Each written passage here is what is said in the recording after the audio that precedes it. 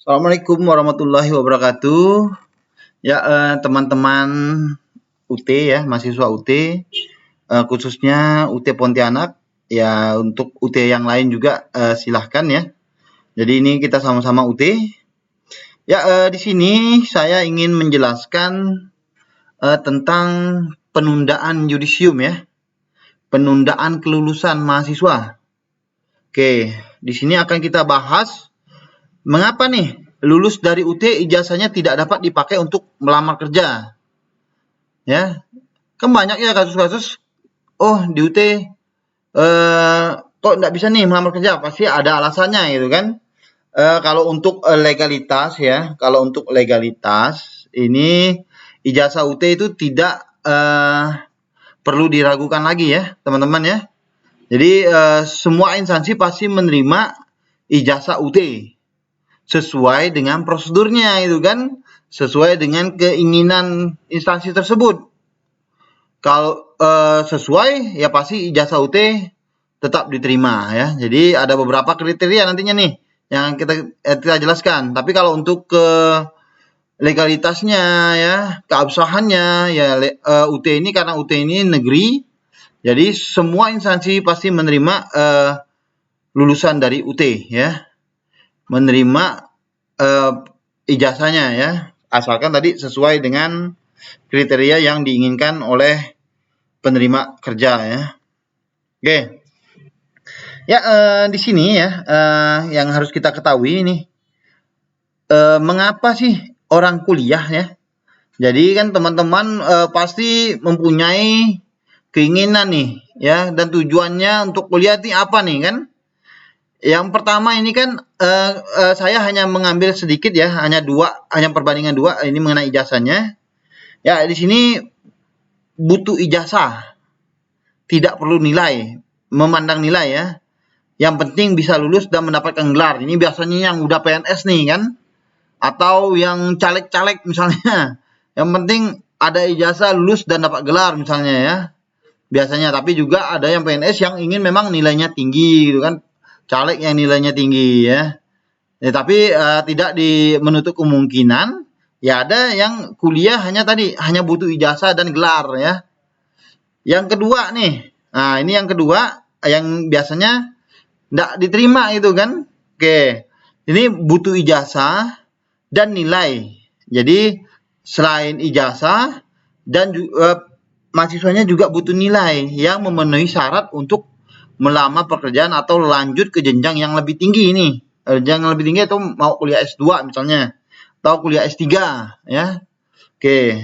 Jadi di sini butuh ijazah dan nilai yang memenuhi syarat untuk melamar pekerjaan ya. Jadi ini yang biasanya yang tidak terpenuhi oleh mahasiswa, bukan masalah ijazahnya dari UT ya. Kalau ijazah UT semuanya menerima, tapi tadi syaratnya tadi itu kan sesuai atau tidak itu. Oke. Kebanyakan ya ini yang lalu-lalu ya. Jadi mudah-mudahan ini bisa menjadi contoh untuk teman-teman. Padahal ini hal ini juga sudah kita sampaikan sebelumnya pada saat OSMB, pada PKBJJ ya. Jadi hati-hati kalau tentang nilai ini ya, nilai. Memang kita kuliah ingin ijazah, tapi juga harus menilai yang memenuhi syarat kebutuhan ya. Kita mau kemana nih, gitu ya. Oke, di sini kan banyak kasusnya nilai saya sudah cukup misalnya kan untuk lulus kuliah, tapi belum mencapai standar kebutuhan dari persyaratan yang diminta ya. Oke, misalnya nilai mahasiswa, misal nilai saya 2,35 nih sekarang nih. Mata kuliah sudah habis semua, udah lulus semua, kan? IPK sudah cukup untuk lulusan 2,00 misalnya. Sedangkan standar kebutuhan untuk melamar minimal IPK-nya 2,75 ya, misalnya tadi PNS misalnya atau P3K. Kan ada yang sudah menetapkan standar 2,75 ya. Tergantung formasinya nih, atau dari instansi lain yang menetapkan IPK wajib minimal sekian itu kan. Ya, jadi bagaimana nih caranya yang IPK 2,35 itu bisa mencapai target kita nih, lebih tinggi gitu kan. ya, yang harus dilakukan adalah dengan mengulang mata kuliah ya. Jadi mau ndak mau ya mahasiswa harus mengulang mata kuliah ya.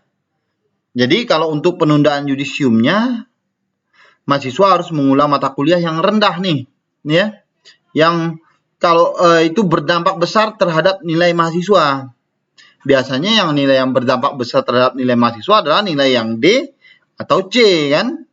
Ini yang harus diulang di semester selanjutnya. Ya.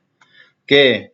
Ya, misalnya gini, mahasiswa kan kadang nanya, Pak, jika saya nanti nilai udah cukup tapi saya tidak meregistrasikan di semester berikutnya, saya ingin di semester selanjutnya lagi Pak baru registrasi. Oh, itu tidak bisa ya. Jadi misalnya mahasiswa sudah cukup nilainya, jika tidak meregistrasi di semester selanjutnya, itu SK yudisiumnya akan keluar ya. Jadi mahasiswa wajib meregistrasi di semester berikutnya. Apalagi kalau nilainya udah cukup kan, udah cukup kelulusan. Nanti kalau udah cukup, kalau tidak registrasi nanti SK-nya akan keluar. Jadi mahasiswa tidak lagi bisa mengikuti perkuliahan ya. Jadi sarannya ya harus melakukan registrasi mata kuliah, tidak lewat waktu, walaupun yang diregistrasikan itu hanya satu mata kuliah ya.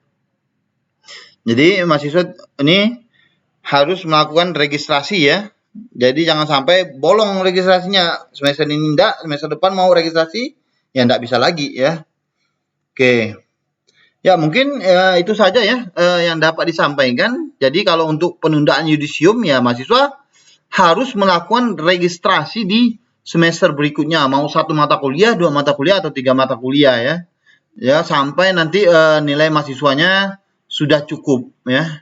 Ya mungkin itu saja yang dapat saya informasikan ya. Mudah-mudahan bermanfaat bagi mahasiswa yang tadi masih berkeinginan ingin melamar pekerjaan nih. Ya tadi menjadi PNS atau apalah ya yang membutuhkan nilai yang cukup ya. Jadi itu ya, makanya masalahnya itu tadi mengapa tidak diterima nih gitu kan. Kalau masalah ijazahnya, kalau UT jangan diragukan lagi ya, karena kita adalah universitas negeri ya, yang punyanya pemerintah. Jadi tidak ada yang berhak menolak ijazah UT. Mungkin itu saja yang dapat disampaikan. Terima kasih, semoga bermanfaat. Wassalamualaikum warahmatullahi wabarakatuh.